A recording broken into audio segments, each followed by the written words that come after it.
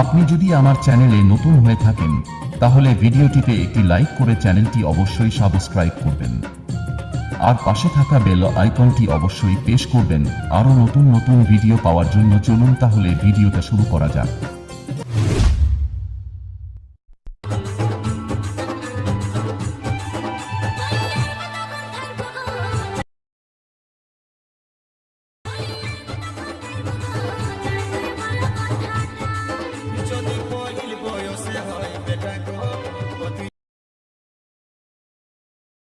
যদি কইল বয়সে হয় বেটা গো বটি ছেলের মায় আমি গো বাবা